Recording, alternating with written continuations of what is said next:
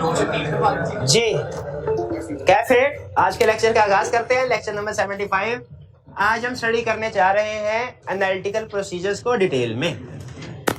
आपको याद होगा कि हमने चैप्टर 2 में टाइप्स ऑफ प्रोसीजर पढ़े थे। चैप्टर 3 में 7 inquiry, observation, inspection, reperformance, recalculation, external confirmation, analytical procedure. और मैंने उस वक्त आपको बताया था इनमें से कुछ प्रोसीजर हम डिटेल में आगे चल के स्टडी करेंगे।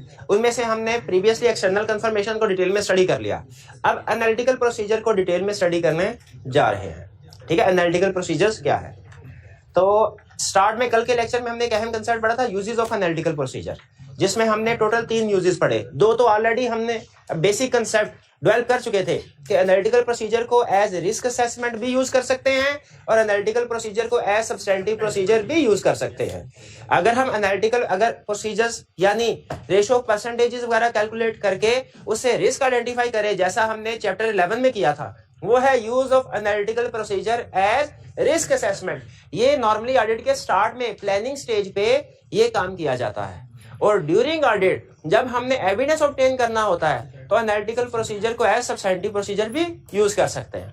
लेकिन इस चैप्टर की मैं पहले बेस पे जाऊंगा, वहां पे कंसेप्ट को रिफ्रेश करके फिर इस चैप्टर पे आऊंगा।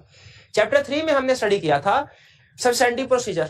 3 टाइप्स ऑफ प्रोसीजर पढ़े थे ना पर्पस के लिए, risk assessment, test of control और सब्सटेंटिव प्रोसीजर। हमने स्टडी किया था substantive procedure to detect misstatement in financial statement. Substantive procedure ऐसे प्रोसीजर्स हैं जो फाइनेंशियल स्टेटमेंट में मिस स्टेटमेंट को डिटेक्ट करने के लिए यूज होते हैं। सब्सटेंटिव प्रोसीजर ऐसे प्रोसीजर है जो फाइनेंशियल स्टेटमेंट्स में मिस स्टेटमेंट को डिटेक्ट करने के लिए यूज होते हैं। इसकी 2 एग्जांपल्स थी, एक एनालिटिकल प्रोसीजर, दूसरा टेस्ट ऑफ डिटेल। एक एनालिटिकल प्रोसीजर, दूसरा टेस्ट ऑफ। इसका मतलब ये हुआ कि हम एनालिटिकल प्रोसीजर के जरिए से भी फाइनेंशियल स्टेटमेंट में मिस स्टेटमेंट को डिटेक्ट कर सकते हैं, हम टेस्ट ऑफ डिटेल के जरिए से भी मिस स्टेटमेंट्स को डिटेक्ट कर सकते हैं। दोनों तरीकों से फाइनेंशियल स्टेटमेंट में मिस स्टेटमेंट डिटेक्ट हो सकते हैं। तो क्वेश्चन फिर यह है कि इन दोनों में फर्क क्या है, एनालिटिकल प्रोसीजर में और टेस्ट ऑफ डिटेल में डिफरेंस क्या है। पहले मैं डिफरेंस आपके सामने क्लियर करना चाहता हूं, फिर आपको ये चैप्टर की इंपॉर्टेंस क्लियर होगी। देखिए डिफरेंस है, फर्ज कीजिए मैं आपसे ये कहता हूं कि कॉलेज मैनेजमेंट के साथ एग्री ये हुआ कि आपको क्लास में जितने स्टूडेंट्स होंगे, फर्ज कीजिए हर स्टूडेंट के हिसाब से आपको 1000 रुपया रिम्यूनरेशन अदा की जाएगी। अब इसमें एक तरीका, अब मैंने कॉलेज ने सेशन एंड में मुझे कुछ पेमेंट की, मैं ये चेक करना चाहता हूं कि ये पेमेंट ठीक है कि ये मिसरेटेड है, कहीं ऐसा तो नहीं कम। मेरे पास 2 तरीके हैं, या फर्ज कीजिए इसको थोड़ा सा चेंज कर लेते हैं, इसको 10% कर लेते हैं कि कॉलेज ने ये कहा कि जितनी स्टूडेंट्स की फीस होगी उसका 10% आपको रिम्यूनरेशन के तौर पे अदा किया जाएगा। और सेशन एंड पे कॉलेज ने कुछ पेमेंट मुझे की, मैं देखना चाहता हूँ ये पेमेंट ठीक हुई कि नहीं, मिसस्टेटेड तो नहीं है। मेरे पास 2 तरीके हैं। पहला तरीका, मैं कॉलेज से लिस्ट लूं, सर आपने ये जो कैलकुलेशन की है ना कोई इसका सपोर्टिंग डॉक्यूमेंट होगा जिसमें आपने डिटेल कैलकुलेशन की होगी कि क्लास के इतने स्टूडेंट है, ये नाम है इनका, हर एक के आगे उसकी फीस कितनी है, हर एक के आगे फिर 10% की कैलकुलेशन की गई होगी और फिर नीचे टोटल बना होगा जिसका आपने मुझे चेक बना के दिया है। मुझे वो सपोर्टिंग डॉक्यूमेंट्स दिखाएं, ठीक है। मैं वो पेज ले लूंगा मैनेजमेंट से, फिर उसको फर्दर वेरीफाई करना चाहता हूं तो मैं सैंपल बेस पे आई स्टूडेंट से पूछूं, भाईजान आपने कितनी फीस दी है, ये मुझे बताएंगे कि मैंने अब ये फीस, मैं देखूंगा लिस्ट में इनका नाम आ रहा है कि नहीं आ रहा और फीस की अमाउंट ठीक है कि नहीं। फिर इसके बाद इनसे पूछ लूंगा भाई आपने कितनी फीस दी, देखूंगा नाम आ रहा है कि नहीं आ रहा, फीस ठीक है कि नहीं, आगे परसेंटेज की कैलकुलेशन ठीक है कि नहीं। सैंपल बेस पे 8-10 स्टूडेंट से पूछ लूंगा और देखूंगा अगर उन्होंने ठीक जवाब दिया, मैच करता हुआ, इसका मतलब क्या है कि ये लिस्ट ठीक बनी है, कैलकुलेशन ठीक बनी है, मुझे जो पेमेंट हुई वो ठीक है। ये तरीकाकार समझ में आया। इसमें 2 अहम चीजें हैं, एक मैंने सैंपल बेस पे काम किया और दूसरा मैंने सपोर्टिंग डॉक्यूमेंट्स को चेक किया। एक तरीका ये। इसमें आपके ख्याल में कितना टाइम लग गया होगा? इसमें कोई मेरा ख्याल है कि तकरीबन आधा घंटा, बिल्कुल ऐसे आधा घंटा लग गया होगा। एक दूसरा तरीका भी है। दूसरा तरीका क्या है, कॉलेज वाले मुझे पेमेंट करें, मैंने को सर एक चाय का कप भी पिलाएं साथ। चाय का कप आया, चाय का कप खत्म होते होते 5-7 मिनट में मैंने वेरिफिकेशन कर ली। कैसे? मैंने अंदाजा लगाया नॉर्मली क्लास में कितने स्टूडेंट्स होते हैं, इतने, और नॉर्मली एक स्टूडेंट की फीस कितनी होती है, इतने, उसको मल्टीप्लाई करके 10% से मैंने देखा मेरा शेयर कितना बनता है। अब इसमें थोड़ा बहुत शायद चेंज आएगा, थोड़ा बहुत डिफरेंस आएगा, क्योंकि बाद कुछ स्टूडेंट्स को डिस्काउंट भी दे दिया जाता है, ठीक है, नहीं दिया जाता। चले यूं कर लेते हैं, कुछ स्टूडेंट से हो सकता है ज्यादा पैसे ले लिए गए हो, थोड़ा बहुत चेंज आएगा, थोड़ा बहुत चेंज आएगा, डिफरेंट रीजंस हो सकती हैं, लेकिन तकरीबन कमोबेश मटेरियल डिफरेंस नहीं है, इमटेरियल है। तो अगर इमटेरियल डिफरेंस है तो मैंने कहा चले ठीक है, तकरीबन इतनी 2-4 हजार का फर्क है, लेकिन ठीक है, जहां पे लाखों की पेमेंट हो रही है 2-4 हजार को क्या करना, ओके। 6 महीने के बाद पूरे सेशन की पेमेंट की बात कर रहा हूं, हर महीने की नहीं कर रहा। तो एक तरीका ये भी है। अब आप मुझे खुद बताइए, ये जो दूसरा तरीका है इससे भी मैंने एस्टिमेट कर लिया, पहले तरीके से भी एस्टिमेट कर लिया, दोनों तरीकों से ये कंफर्म क्या हो सकता है कि अमाउंट जो पेमेंट की गई है ठीक है कि नहीं, दोनों तरीकों से कंफर्म हो सकता है। जो पहले वाला तरीका है जिसमें हमने डिटेल में काम किया, इसे कहते हैं टेस्ट ऑफ डिटेल्स, और दूसरे वाला तरीका जिसमें हमने कोई कैलकुलेशंस की टोटल वैल्यू के ऊपर, किसके ऊपर, इंडिविजुअल ट्रांजैक्शंस के ऊपर नहीं, टोटल वैल्यू के ऊपर। अब कंपेयर करें, पहले वाले केस में मैंने इंडिविजुअल ट्रांजैक्शंस के ऊपर कैलकुलेशन किए थे, टोटल वैल्यू के ऊपर जब मैं कैलकुलेशन, इसको कहते हैं एनालिटिकल प्रोसीजर्स। दोनों ही मिस स्टेटमेंट को डिटेक्ट करने के लिए यूज हो सकता। भाई बाद में एनालिटिकल परफॉर्म कर लेना, मेरी सैलरी कॉलेज के रेवेन्यू का करो, मेरी सैलरी का क्यों कर रहे हो, एनालिटिकल प्रोसीजर घर जाके कर लेना भाई। तो ये दो तरीके हैं मिस स्टेटमेंट को डिटेक्ट करने के लिए, एक एनालिटिकल प्रोसीजर, दूसरा टेस्ट ऑफ डिटेल। एग्री करते हैं दोनों से मिस स्टेटमेंट डिटेक्ट। अच्छा, फिर मुझे बताइए एक फर्क तो है टेक्निकल, जो मैंने आपको बताया कि टेस्ट ऑफ डिटेल्स में हम सपोर्टिंग डॉक्यूमेंट्स के ऊपर जाते हैं, जबकि एनालिटिकल प्रोसीजर में ओवरऑल टोटल फिगर चेक करते हैं, और टेस्ट ऑफ डिटेल्स में हम सैम्पलिंग करते हैं। एनालिटिकल प्रोसीजर में सैम्पलिंग नहीं, टोटल की फिगर को हम वेरीफाई कर रहे होते हैं। एक फर्क तो ये है। अब दूसरा फर्क आपके पॉइंट ऑफ व्यू से जरा बताइए, किसमें, अब मुझे ये बताइए एनालिटिकल प्रोसीजर कैलकुलेट करने में मुझे कितना टाइम लगा होगा, 5 मिनट, शायद ये भी ज्यादा। बाजू का तो हम माइंड में भी कैलकुलेशन कर लेते हैं टोटल कितनी होनी चाहिए, यहाँ शायद 1-2 मिनट, ज्यादा से ज्यादा 5 मिनट। इसका मतलब एग्री करते हैं कि एनालिटिकल प्रोसीजर्स जल्दी हो जाते हैं टेस्ट ऑफ डिटेल्स, यानी analytical procedure are more efficient than test of detail.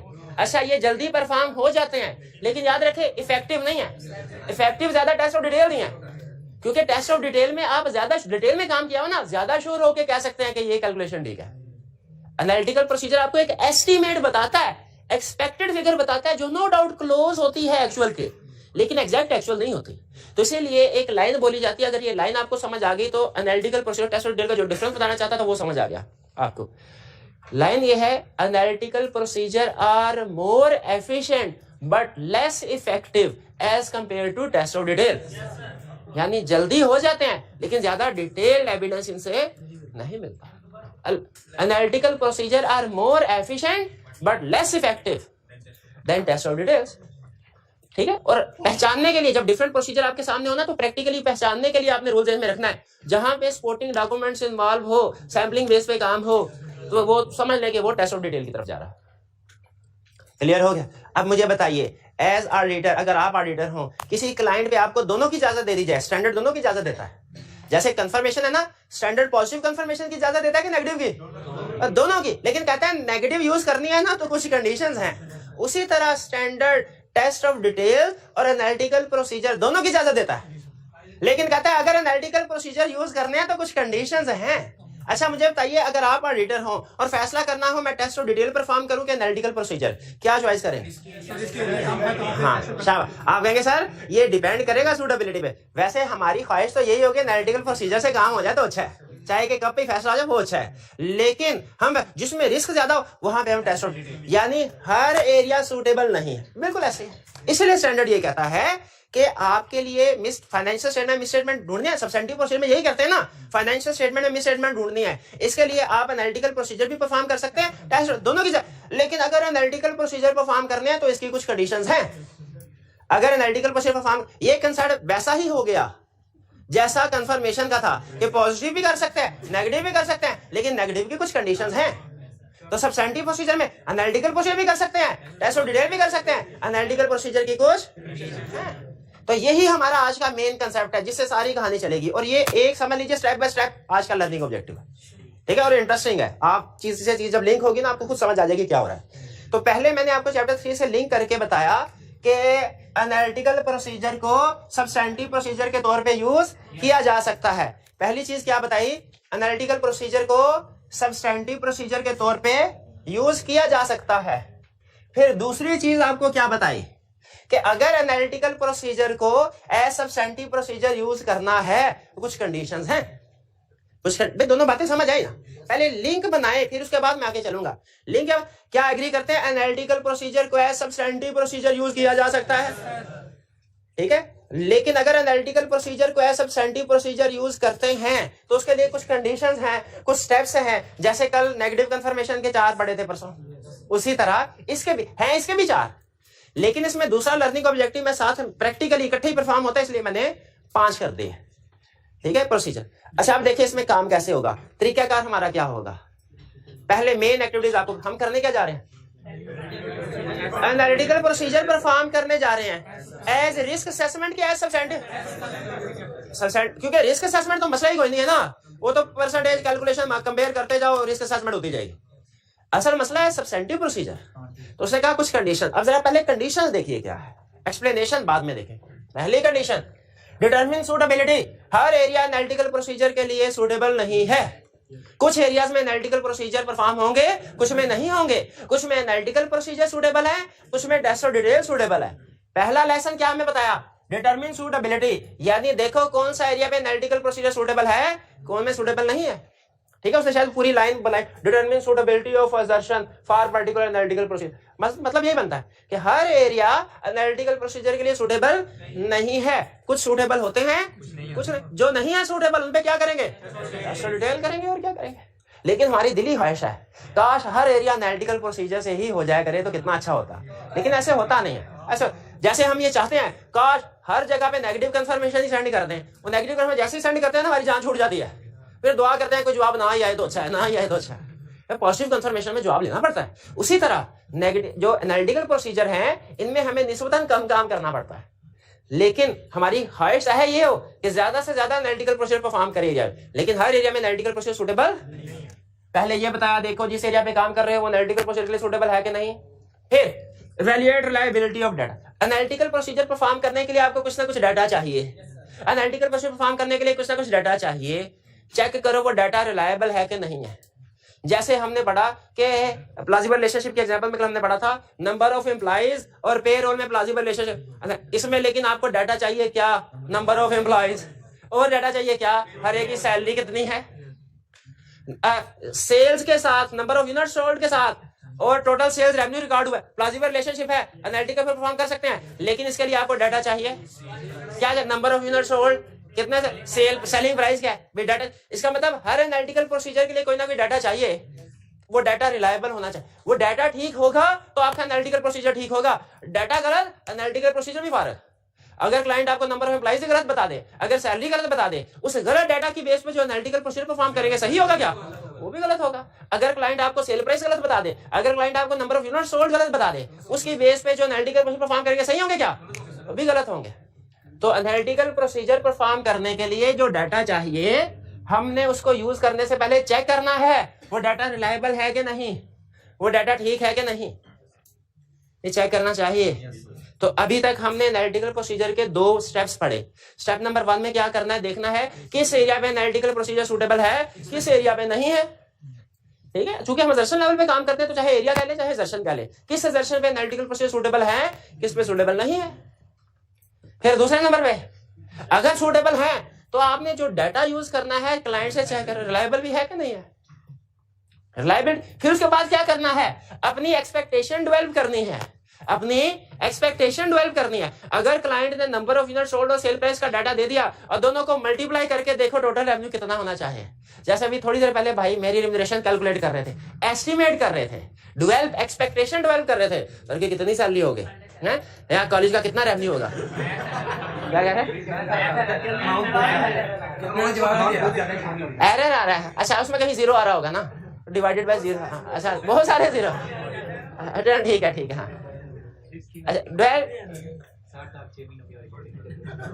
Precise expectation, यानी एक्सपेक्टेशन डेवलप करनी। एक्सपेक्टेशन का मतलब क्या है, ऑडिटर ने अपनी कैलकुलेशन करके अंदाजा लगाना है ये फिगर कितनी होनी चाहिए। जैसे अगर हमारे पास नंबर ऑफ यूनिट सोल्ड और सेल प्राइस का डाटा है तो हम उनको मल्टीप्लाई करके अंदाजा लगा सकते हैं एक्सपेक्टेशन, हमारी एक्सपेक्टेड फिगर कितनी है, क्लाइंट का टोटल रेवेन्यू कितना होना चाहिए। अगर हमारे पास नंबर ऑफ एम्प्लॉइज हैं और अगर हमारे पास सैलरीज है, हर एम्प्लॉय कितनी है, तो हम दोनों को मल्टीप्लाई करके एक्सपेक्टेशन डेवलप कर लेंगे कि पेरोल एक्सपेंस कितना होना चाहिए। अगर हमें पर मंथ रेंट पता है और पता है कि कितने महीने रेंट जो है वो ऑक्युपाइड रही बिल्डिंग, तो हम दोनों को मल्टीप्लाई करके एक्सपेक्टेशन डेवलप कर सकते हैं। तो तीसरे स्टेप पे हमने एक्सपेक्टेशन डेवलप की। पहले स्टेप पे क्या किया, देखा एरिया सूटेबल है कि नहीं। दूसरे पे हमने डाटा लिया जो कि रिलायबल होना चाहिए। तीसरे पे हमने कैलकुलेशन करके अपनी एक्सपेक्टेशन डेवलप की, हमारे मुताबिक कितनी फिगर होनी चाहिए। जरा फोर्थ स्टेप सोच के मुझे बताइए क्या होगा भला। इसे क्लाइंट की एक्चुअल के साथ कंपेयर, इसे क्लाइंट के एक्चुअल के साथ कंपेयर करना है और दोनों में कुछ ना कुछ डिफरेंस हमेशा आएगा। ये कंफर्म होता है दोनों में कुछ ना कुछ डिफरेंस हमेशा आएगा, ठीक है, क्योंकि क्लाइंट की फिगर हमेशा एक्चुअल होती है और हमारी फिगर हमेशा एक्सपेक्टेड, एस्टिमेटेड। रेयर चांस होता है कि दोनों एग्जैक्टली इक्वल आ जाए, ठीक है। प्रैक्टिकली दोनों में कुछ ना कुछ डिफरेंस हमेशा, वो डिफरेंस कम भी हो सकता है, वो डिफरेंस ज्यादा भी हो सकता है, लेकिन डिफरेंस हमेशा आएगा। तो हमने वो डिफरेंस कैलकुलेट करके देखना है वो डिफरेंस हमारे लिए एक्सेप्टेबल है कि नहीं। अगर तो वो डिफरेंस थोड़ा बहुत हुआ, इमटेरियल हुआ, हम कहेंगे इग्नोर, हमें कहेंगे ठीक है थोड़ा बहुत फर्क है, आने दो पेमेंट, कोई बात नहीं, लाखों का बिजनेस है, हजारों ऊंच नीच हो जाए कोई मसला नहीं। लेकिन अगर वो डिफरेंस ज्यादा हुआ फिर हम कहेंगे एक्सेप्टेबल नहीं है। अगर एक्सेप्टेबल नहीं है डिफरेंस, कि अगर तो डिफरेंस एक्सेप्टेबल है ना, एक्सेप्टेबल मींस इमटेरियल है, उधर ही उसको रोक दो, काम खत्म, काम खत्म, टाटा बाय बाय। लेकिन अगर डिफरेंस ज्यादा है तो बताइए क्या हमें मजीद कुछ काम करना चाहिए, क्लाइंट से पूछना चाहिए सर डिफरेंस किस वजह से है, डिफरेंस किस वजह से है। वो कहे भूल गए, हर रोज लेट आते थे आप 10 मिनट, उसकी डिडक्शन की है। मैं नहीं पढ़ाया तो पूरा है, आए तो लेट थे ना, उसकी डिडक्शन की है। फिर मैं देखूं कि वो डिफरेंस, छुट्टियां भी की, हाँ चाय भी की, नहीं चले हाँ छोड़े। इन्वेस्टिगेट करना डिफरेंस, क्लियर हुआ। तो मुझे बताइए एनालिटिकल प्रोसीजर के 5 स्टेजेस, 5 स्टेप्स क्या हुए, तरतीब से बताना है। पहला स्टेप सूटेबिलिटी को देखा, एनालिटिकल पर सूटेबल है कि नहीं। दूसरा डाटा लिया, रिलायबल देखा, रिलायबल है कि नहीं। तीसरा एक्सपेक्ट, मल्टीप्लाई करके एक्सपेक्टेशन डेवलप की। फोर्थ डिफरेंस देखा, कितना कुछ ना कुछ डिफरेंस हमेशा आएगा। और अगर डिफरेंस सिग्निफिकेंट है, अगर डिफरेंस मटेरियल है, इन्वेस्टिगेट करना है। यानी ये चारों स्टेप तो हर एनालिटिकल प्रोसीजर में परफॉर्म होंगे, ये पांचवा कभी परफॉर्म होगा, कभी नहीं होगा। जब डिफरेंस सिग्निफिकेंट होगा तो ये पांचवा परफॉर्म होगा, वरना परफॉर्म। क्लियर हो गया, स्टेप समझ आ गए। अब वापिस रिवर्स आते हैं, दोबारा से शुरू करते हैं स्टेप नंबर 1 से इन डिटेल, सबसे एग्जांपल्स के साथ।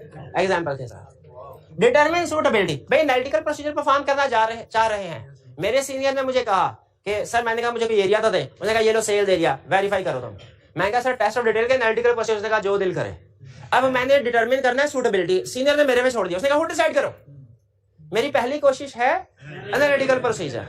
याद रखे एनालिटिकल, अब मैं देखूंगा मेरे लिए कौन सा ज्यादा बेहतर है, कौन सा मोर एफिशिएंट इफेक्टिव है मिस स्टेटमेंट को डिटेक्ट करने के लिए। कहीं पे एनालिटिकल प्रोसीजर जो है वो बेहतर हो, मैं एफिशिएंसी और इफेक्टिवनेस दोनों को सामने रखे डिटरमिन करूंगा कि मुझे कौन से वाला प्रोसीजर सेलेक्ट करना चाहिए। अगर मुझे लगे एनालिटिकल प्रोसीजर ज्यादा अच्छा है मिस स्टेटमेंट को डिटेक्ट करने के लिए, मैं वहां पे एनालिटिकल प्रोसीजर परफॉर्म करूंगा। अगर मुझे लगे कि टेस्ट ऑफ डिटेल ज्यादा बेहतर है मिस स्टेटमेंट डिटेक्ट करने के लिए, मैं वो परफॉर्म करूंगा। स्टैंडर्ड एक रूल बताता है, पहले बताता है कि आप एफिशिएंसी इफेक्टिवनेस को सामने रखते हुए डिसाइड करें एनालिटिकल प्रोसीजर के टेस्ट ऑफ डिटेल। फिर एग्जांपल देता है, कहता है एनालिटिकल प्रोसीजर वहां पे बेहतर है जहां पे प्लॉजिबल रिलेशनशिप हो। जहां पे आपको एनालिटिकल प्रोसीजर की डेफिनेशन में था प्लॉजिबल रिलेशनशिप, जहां पे प्लॉजिबल रिलेशनशिप एग्जिस्ट करता है वहां पे एनालिटिकल प्रोसीजर सूटेबल है, वरना एनालिटिकल प्रोसीजर सूटेबल नहीं है। अब मैं आपको एग्जांपल्स दूंगा, जो स्टैंडर्ड ने एग्जांपल दिए हैं वो आपके सामने रख रहा हूं। आप बताइए क्या सेलिंग एक्सपेंस में और सेल्स में प्लॉजिबल रिलेशनशिप है? रिलेशनशिप है, तो क्या इसमें एनालिटिकल प्रोसीजर परफॉर्म हो सकते हैं? यस, हो सकते हैं, हो सकते हैं। जैसे आपको अगर कहा जाए कि हमारी जितनी भी सेल्स होती है, सेल्स स्टाफ को 10% कमीशन दिया जाता है। आपने कहा अच्छा टोटल सेल्स तो मैंने वेरीफाई कर ली, अब सेलिंग कमीशन को चोटियों में वेरीफाई करूंगा मैं, 10% ऑफ सेल्स। अगर सेल्स ठीक है तो, अगर सेल्स, क्योंकि डाटा रिलायबल होना है, सेल ठीक है तो फिर आप चोटियों में, इसमें एनालिटिकल प्रोसीजर सूटेबल है। लेकिन मुझे बताइए एडमिन एक्सपेंसेस और सेल्स का प्लॉजिबल रिलेशनशिप है, इसमें एनालिटिकल प्रोसीजर सूटेबल नहीं है। आप इसका मतलब है एडमिन एक्सपेंसेस पे एनालिटिकल प्रोसीजर परफॉर्म नहीं कर सकते, सेलिंग कमीशन पे एनालिटिकल प्रोसीजर परफॉर्म कर सकते हैं। तो ये एग्जांपल्स दे रहा है, ठीक है। इसी तरह वो क्या सूटेबिलिटी, सूटेबिलिटी एक तो प्लॉजिबल रिलेशनशिप पे डिपेंड करती है ना, जहां पे आप प्रेडिक्ट कर सके रिलेशनशिप प्लॉजिबल हो, प्रेडिक्टेबल हो, वहां पे एनालिटिकल प्रोसीजर परफॉर्म करना है। और जहां पे प्लॉजिबल प्रेडिक्टेबल नहीं है वहां पे नहीं कर। कहता है इसके अलावा सूटेबिलिटी असर्शन पे और रिस्क पे भी डिपेंड करती है, जहां पे रिस्क ज्यादा हो टेस्ट ऑफ डेटा, और जहां पे आप ज्यादा असर्शंस को चेक करना चाहते हो वहां पे टेस्ट ऑफ डेटा। यानी अगर ये ज्यादा सीवियर हो, हाई हो, तो फिर एनालिटिकल प्रोसीजर की बजाय टेस्ट ऑफ डिटेल की तरफ जाना चाहिए। जैसे नंबर ऑफ यूनिट्स सोल्ड। अब देखें, मैं आपके सामने दो प्रोसीजर रख रहा हूं, आपने बताना है कौन सा प्रोसीजर मेरा इसमें सूटेबल है और कौन सा नहीं है। पहला प्रोसीजर, क्लाइंट से पूछा भाई कितने यूनिट सेल किए पूरे साल में, उसने कहा 10,000। मैंने कहा सेल प्राइस कितनी, 10 रुपए। मैंने 10,000 को 10 रुपए से मल्टीप्लाई किया, तकरीबन उतना ही रेवेन्यू था। मैंने कहा रेवेन्यू ठीक है, रेवेन्यू ठीक है। दूसरी चीज, असर्शन का मतलब आपने एरिया लेना, एरिया लेके चलना है, असर्शन का मतलब हमेशा। दूसरा प्रोसीजर, मैंने क्लाइंट से कहा जीपी रेशो क्या है पिछले साल, उसने कहा 30%। मैंने कहा इस साल कितनी, उसने कहा 30%। मैंने कहा बस हो गया कंफर्म, सेल्स भी ठीक है, कॉस्ट ऑफ सेल्स भी ठीक है। कौन सा तरीका बैठे, जीपी रेशो वाला जो सेल्स 90 पहले वाला वो ठीक है प्रोसीजर। जो जीपी रेशो मैंने यूज की कंफर्म करने के लिए सेल्स और कॉस्ट ऑफ सेल्स, ये ठीक है कि नहीं, ये ठीक नहीं है, ठीक नहीं है, ठीक है। आप जो रिस्की असर्शन है, ज्यादा अहम असर्शन है या मल्टीपल असर्शंस हैं, उनको एक एनालिटिकल प्रोसीजर परफॉर्म नहीं कर सकते, क्योंकि पॉसिबल है, क्या पॉसिबल है कि सेल्स भी डबल हो इस साल, कॉस्ट ऑफ सेल्स भी डबल हो, जीपी रेशो तो सेम आएंगे। हालांकि सेल्स भी ओवरस्टेटेड है, कॉस्ट ऑफ सेल्स भी ओवरस्टेटेड है, या दोनों चीजें अंडरस्टैंड। इसका मतलब एग्री करते हैं जीपी रेशो एक सही सूटेबल प्रोसीजर नहीं है सेल्स को कंफर्म करने के लिए, कॉस्ट ऑफ सेल्स को कंफर्म करने, एग्री करते हैं, यही सिखा रहा है। अब मुझे बताइए, आज के बाद आप इस काबिल हो गए कि किसी भी ऑडिट क्लाइंट पे अगर आपको पूछा जाए ये सारी इनकम स्टेटमेंट है, बैलेंस शीट, इसमें बताओ कौन कौन सा एरिया पे एनालिटिकल प्रोसीजर सूटेबल है, डिसीजन कर सकेंगे? प्रैक्टिकली आपने सबसे पहली चीज जो सोचनी है ना, जिसके ऊपर डिसीजन कर लेना, वो यही है। ये तो एग्जाम में बस वो रिप्रोडक्शन के लिए लाइन उसने आपको बताई है। असल जी आपने देखना प्रिडिक्टेबल है कि नहीं। हम बिजनेस ना दो तरह के होते हैं, अभी आपको प्रैक्टिकल टिप बता रहा हूँ। दो तरह के, एक वो जो अपनी सेल प्राइस फिक्स रखते हैं, एक वो जो हर कस्टमर के साथ निगोशिएशन करते हैं। हमारे घर के करीब दो दुकानें, एक बाटा की दुकान है जहां पे सेल प्राइस फिक्स है, और एक और दुकान भी है, ठीक है, लोकल दुकान है, वहां पे डिफरेंट प्राइसेस होते हैं, बार्गेनिंग करके जूते खरीदे जाते हैं। पहली वाली दुकान पे बताइए एनालिटिकल प्रोसीजर सूटेबल है कि नहीं, क्योंकि प्रिडिक्टेबल है, प्लॉजिबल रिलेशनशिप है, आप कैलकुलेशन कर सकते हैं कितना रेवेन्यू है। और दूसरी वाली दुकान पे अगर उसका ऑडिट करें, फर्ज करें, उस पे एनालिटिकल प्रोसीजर परफॉर्म करना मुश्किल है, ठीक है। बाटा पे एनालिटिकल प्रोसीजर परफॉर्म कर सकते हैं, जो लोकल वाली शॉप है नेगोशिएशन करते हैं उसमें नहीं कर सकते। डिटरमिन सूटेबिलिटी क्लियर हो गया कि हमने कैसे डिसाइड करना है। आगे चलते हैं, ये एग्जांपल ही दी थी बाटा के लोकल, और कौन सी एग्जांपल? जीपी रेशो के अलावा एडमिन एक्सपेंसेस को सेल्स के, रिपेयर एक्सपेंसेस में और शेयर कैपिटल में कोई प्लॉजिबल रिलेशनशिप है तो रिपेयर एक्सपेंस पे इसका मतलब है आप एनालिटिकल प्रोसीजर परफॉर्म नहीं कर सकते, ठीक है। कॉस्ट ऑफ सेल्स में और सेल्स में, लेकिन जीपी रेशो से आप सेल्स को कंफर्म नहीं कर, एक बेसिक रिस्क असेसमेंट आपकी हो सकती है। देखिए मैं गलती का आप रिस्क असेसमेंट के साथ कंपेयर कर रहे हैं। मैं ये नहीं कह रहा कि जीपी रेशो को एनालिटिकल प्रोसीजर के तौर पे यूज ही नहीं करना, ये नहीं मैंने कहा। मैंने कहा जीपी रेशो को सब्सटैंटिव प्रोसीजर के तौर पे यूज नहीं करना, रिस्क असेसमेंट के तौर पे तो यूज करते हैं। वो कह रहे सर पहले सिखाया कि जीपी रेशो से किस तरह रिस्क आइडेंटिफाई कर, और अब कह रहे हैं कि सूटेबल नहीं है, अब कह रहे हैं सूटेबल नहीं। तो भाई नहीं, मैंने सिखाया था रिस्क असेसमेंट, रिस्क असेसमेंट के लिए तो अभी भी सूटेबल है, वो तो मैं अभी भी कहता हूं बिल्कुल सूटेबल। याद रखें जीपी रेशो से रिस्क असेसमेंट हो सकती है, लेकिन वो अलग कंसेप्ट है। एनालिटिकल प्रोसीजर का यूज एज रिस्क असेसमेंट वो कर सकते हैं, लेकिन इसको एज सब्सटेंटिव प्रोसीजर्स यूज नहीं कर सकते। ये सिखा रहा हूं, जीपी रेशो सब्सटेंटिव प्रोसीजर के तौर पे सूटेबल नहीं है, ये सिखा रहा हूं। आगे रिलायबिलिटी ऑफ डाटा, अब इससे एग्री करते हैं कि आपको जो भी एनालिटिकल प्रोसीजर परफॉर्म करना है उसके लिए कोई ना कोई डाटा तो चाहिए, डाटा रिलायबल होना चाहिए। और याद आ गया मुझे, रिलायबिलिटी तो पढ़ा हुआ है चैप्टर 3 में, और यहीं पे स्टूडेंट फेल हो जाता है। क्वेश्चन एग्जाम में आया कि what are the factors to evaluate reliability of data for analytical procedure. कहते हैं ये तो पढ़ा था चैप्टर 3 में कि internal evidence more reliable, more नहीं less reliable, external evidence more reliable than internal, written evidence more reliable than oral documentary वही हो गया, और original evidence more reliable than what का भी control evidence reliable if controls are. लेकिन याद रखें वो कंसेप्ट डिफरेंट था, ये कंसेप्ट डिफरेंट है। वो था रिलायबिलिटी ऑफ एविडेंस, ये है reliability of data for analytical procedure. वो था रिलायबिलिटी ऑफ एविडेंस, ये है reliability of data for analytical procedure. दोनों में फर्क है। कुछ हो सकता है पॉइंट मिलते हो सकता है आधा कंसेप्ट मिलता हो लेकिन आधा कंसेप्ट ना मिलता हो, है फर्क दोनों कंसेप्ट। वो है रिलायबिलिटी ऑफ एविडेंस। अगर एग्जाम में आंखें खोल के देखना है, रिलायबिलिटी ऑफ एविडेंस पूछ रहा है तो वो वाले 5 पॉइंट बताएंगे। अगर reliability of data for analytical procedure पूछ रहा है ये 4 बताएंगे, जिनमें हो सकता है कुछ सेम हो सकता है कुछ डिफरेंट हो। अभी देखते हैं, कहता है वैल्यूएट करो लायबिलिटी ऑफ डाटा। हमने कहा नहीं समझ आया, explain with the help of example. उन्होंने कहा पहली एग्जांपल सोर्स ऑफ इंफॉर्मेशन देखो, अगर आपको डाटा इंडिपेंडेंट एक्सटर्नल सोर्स से मिला है वो ज्यादा रिलायबल है। एक्सटर्नल इंडिपेंडेंट सोर्स से मिला है वो ज्यादा रिलायबल है। देखो क्लाइंट के कंट्रोल्स, अगर जो डाटा आपको दिया गया है क्लाइंट के इंटरनल कंट्रोल स्ट्रॉन्ग है वो डाटा ज्यादा रिलायबल है। ये दोनों एग्जांपल्स हमने पहले भी पढ़े थे। हमने कहा नई एग्जांपल्स क्या हैं, उसने कहा nature and relevance of information. देखो जो डाटा की नेचर ऐसी है, रेलिवेंस है, तो वो डाटा ज्यादा रिलायबल है। हमने कहा नहीं समझ आई नेचर से क्या मुराद है, रेलिवेंस से क्या मुराद है। एग्जांपल, उसने कहा एग्जांपल सुने। हमारी है सेल्स टीम, हमने उसको टारगेट दिया, पिछले साल टारगेट दिया 1000 यूनिट सेल करना है, इस दफा फिर अब टारगेट बजट बनाना है।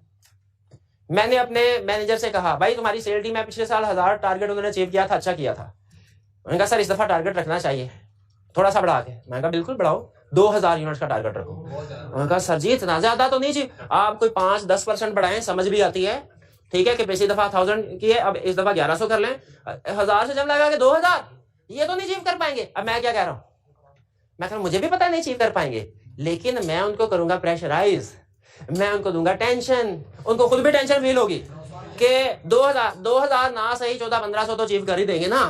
और फिर मैं उनको फिर मैं इस तरीके से भी इंसेंटिव भी दूंगा कि जिसने 2000 अचीव कर लिया उसको स्पेशल बोनस मिलेगा, या जिसने 1800 अचीव कर लिया उसको भी स्पेशल बोनस मिलेगा। मैंने ये इंसेंटिव भी दे रहा हूं। क्यों?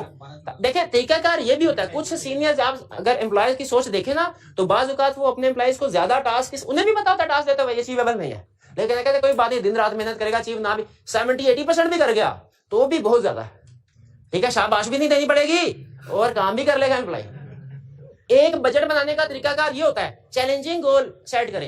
एक बजट बनाने का तरीकाकार ये होता है, रीजनेबल गोल सेट करें, ठीक है, रीजनेबल गोल सेट करें कि जो रीजनेबल हो, जो अचीवेबल हो। अब बजट दोनों तरीकों से सेट होते हैं, चैलेंजिंग वे में भी, रीजनेबल वे में भी। क्या हमें एनालिटिकल प्रोसीजर में बजट को यूज करते हैं कि नहीं करते? कल एग्जांपल में पढ़ा था। तो बताइए जब बजट के साथ उसको कंपेयर करें तो क्या हमें देखना चाहिए बजट की नेचर क्या है, चैलेंजिंग नेचर का है कि रीजनेबल नेचर का है। अगर रीजनेबल नेचर का है तो हमारे लिए रेलिवेंट है, चैलेंजिंग नेचर का है तो हमारे लिए रेलिवेंट। जैसे फर्स्ट कीजिए अगर चैलेंजिंग नेचर का बनाया हुआ है तो साल गुजरने के बाद हम एज ऑडिटर आए, हमने उस बंदे से पूछा, हमने कहा बजट बना था 2000 और सेल है इस दफा की 1600, there is a risk of understatement of sales. देखें बजट की, अगर आप बजट की बेस पे कंपेयर करें तो ऐसे कहेंगे ना बजट ज्यादा का था, अचीव कम किया, अंडरस्टेटमेंट। वो सेल्स वाला एक लगाएगा, वो कहेगा ये अंडरस्टेटमेंट, आपको क्या पता ये भी ओवरस्टेटेड है।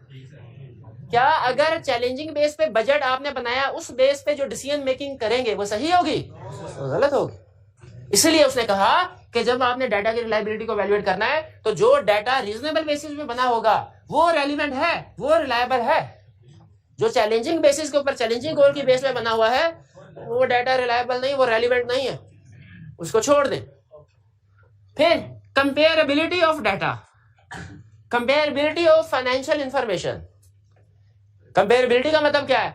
आपने एनालिटिकल प्रोसीजर परफॉर्म करना है ना, तो जिसके साथ कंपेयर करना है वो कंपेरेबल होना चाहिए, लाइक विद लाइक का कंपैरिजन होना चाहिए।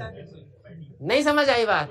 With the help of example सुने। कल एग्जांपल दी थी आपको, सम टाइम ऐसा पेट्रोल पंप वाले, कुछ पेट्रोल पंप ऐसे होते हैं जो सिर्फ पेट्रोल बेच रहे हैं, कुछ ऐसे भी होते हैं सीएनजी भी बेच रहे हैं, कुछ ऐसे भी होते हैं जिनकी टकशॉप भी होती है, डिफरेंट वेरिएशन है। मुझे बताइए, हम अगर ओनर हैं इनके और हमारे पास हर तरह के पेट्रोल पंप्स हैं, हमने जीपी रेशियो का एनालिटिकल प्रोसीजर के तौर पे कर सकते हैं कंपैरिजन करने के लिए, समझ लीजिए रिस्क असेसमेंट के लिए, एग्जांपल ही देनी है, एग्जांपल के लिए कह रहा हूं। मुझे बताइए, क्या एक पेट्रोल पंप जो सिर्फ पेट्रोल बेच रहा है और दूसरा पेट्रोल और सीएनजी दोनों बेच रहा है, दोनों के रिजल्ट्स को कंपेयर कर सकते हैं? कंपेरेबल नहीं है ना, क्योंकि लाइक विद लाइक नहीं है ना। कंपैरिजन करने के लिए लाइक विद लाइक को कंपैरिजन करना है। आप ऐसा पेट्रोल पंप जो सिर्फ पेट्रोल बेच रहा है उसको किसी दूसरे के साथ कंपेयर करना है तो वो भी सिर्फ पेट्रोल पंप बेचना चाहिए उसको, ठीक है, तब कंपेयर कर सकते हैं, वरना रिजल्ट सिमिलर नहीं होंगे। दोनों के नेचर ऑफ एक्सपेंसेस में डिफरेंट होगा, प्रॉफिट मार्जिन में डिफरेंट, पेट्रोल के ऊपर प्रॉफिट मार्जिन कुछ हो रहा है, गैस के ऊपर प्रॉफिट मार्जिन कुछ हो रहा है, ट्रक शॉप के ऊपर प्रॉफिट मार्जिन कुछ हो रहा है, ठीक है। तो हमें कंपेयर करना है लाइक विद लाइक। इसके प्रैक्टिकल एग्जांपल आपको देता हूं। एक इंश्योरेंस कंपनी का क्लाइंट पे हम गए, वहां पे एक प्रोसीजर होता था, हमने इंडस्ट्री के डाटा के साथ कंपेयर करना था अपने क्लाइंट को कि इंडस्ट्री ने कितनी सेल्स रिपोर्ट की, हमारे क्लाइंट की उसकी परसेंट कितनी है, उसके लिहाज से इंडस्ट्री के परसेंटेज एक्सपेंसेस कितने होते हैं एवरेज, हमारा क्लाइंट कहीं उस एवरेज से ज्यादा या कम तो रिपोर्ट नहीं कर रहा। ये एक एनालिटिकल प्रोसीजर होता है, रूटीन का कंपेयर करता है। लेकिन अगर मेरा क्लाइंट ऐसा था जो सिर्फ लाइफ इंश्योरेंस प्रोवाइड करता था, आपको पता है इंश्योरेंस सेक्टर में जो कंपनीज होती हैं, कुछ कंपनी सिर्फ लाइफ इंश्योरेंस सर्विसेज प्रोवाइड करती हैं, कुछ non life insurance services provide करती हैं, कुछ लाइफ और नॉन लाइफ दोनों इंश्योरेंस प्रोवाइड करती हैं। मेरा क्लाइंट जो था जिसका ऑडिट कर रहा था वो सिर्फ लाइफ इंश्योरेंस प्रोवाइड कर रही थी। अब मैंने इसके रिजल्ट को कंपेयर एनालिटिकल प्रोसेस परफॉर्म करने के लिए किसी दूसरे के साथ, इंडस्ट्री के साथ कंपेयर करना था। बताइए, जो इंडस्ट्री का ब्रॉड डाटा है, ब्रॉड मीन टोटल डाटा, जिसमें लाइफ और नॉन लाइफ दोनों शामिल है, इसके साथ कंपेयर करना चाहिए था या इसको सप्लीमेंट करना चाहिए था, इसको बाइफरकेट करना चाहिए था, इसको तोड़ के लाइफ का अलहदा, नॉन लाइफ का अलहदा और सिर्फ लाइफ वाले को कंपैरिजन के लिए यूज करना चाहिए। यह है कंपेरेबल का मतलब, कंपेरेबल, रेलिवेंट पोर्शन, ठीक है, कंपेरेबल। इसी तरह अगर हमारा क्लाइंट ऐसा जो नॉन लाइफ इंश्योरेंस प्रोवाइड कर रहा था, सिर्फ नॉन लाइफ का डाटा यूज करते हैं, अगर दोनों सर्विस प्रोवाइड करते हैं तो दोनों के साथ कंपेयर करते हैं। क्लियर है क्या? तो कंपेरेबिलिटी ऑफ फाइनेंशियल इंफॉर्मेशन समझ आ गया कि आपको हो सकता है पूरी इंडस्ट्री का डाटा जो है इसको सप्लीमेंट करना पड़े, तोड़ना पड़े, ब्रेक करना पड़े, क्योंकि आपका क्लाइंट सिर्फ हो सकता है सिंगल प्रोडक्ट सेल कर रहा हो, बाकी की प्रोडक्ट सेल नहीं कर रहा, नहीं सेल कर रहा, तो बाकी का डाटा जो है वो कंपेरेबल नहीं, उसके साथ कंपेयर नहीं कर सकते, ठीक है। अब मैंने सीए के स्टूडेंट की परफॉर्मेंस को वैल्यूएट करना है अगर, तो बीए के स्टूडेंट की परफॉर्मेंस के साथ कंपेयर करना उसको, और ये तो फर्स्ट डिवीजन लेके आया है, उसके तो 80% मार्क्स आए हैं और तुम्हारे 40 मार्क्स आए हैं, नहीं कर सकते, कंपेरेबल नहीं है। नहीं, नॉन फाइनेंशियल इन्फॉर्मेशन सही क्या, फाइनेंशियल इन्फॉर्मेशन नहीं है, लेकिन कंपेयर कंसेप्ट देना है ना। सीए के स्टूडेंट को सीए के साथ कंपेयर करना चाहिए, बीए के स्टूडेंट को बीए के साथ। तो आपने आइंदा ये कहना वो भी सीए कर रहा है, वो 2 में फेल हुआ है, मैं तो 1 में फेल हुआ हूँ, मेरी परफॉर्मेंस ज्यादा अच्छी है, कंपेरेबल। भाई ये 4 पॉइंट रिलायबिलिटी के क्लियर हो गए।